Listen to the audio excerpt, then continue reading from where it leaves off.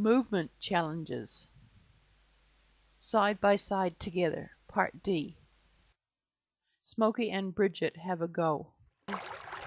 1 and 2 crossing water together on the left and right sides of the horse.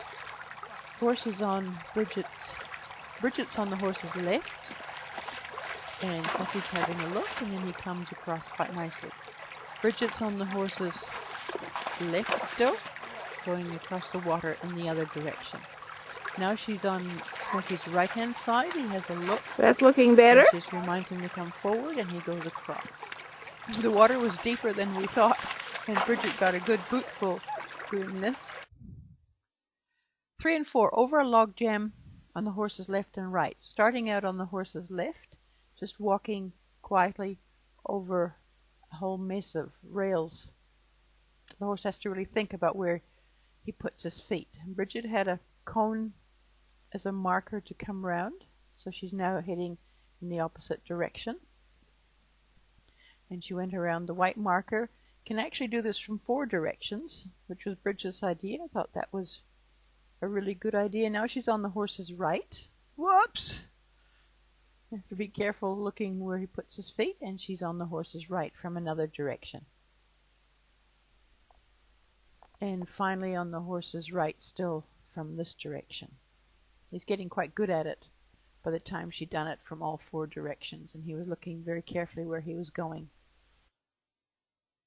Number 5, the tarp cloverleaf on the horse's right side. We did the left side in the previous one.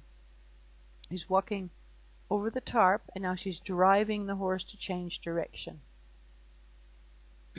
Gonna head from this direction. She's driving the horse over, and it's quite hard to see through your horse to orientate yourself, so that's a bit tricky at the beginning.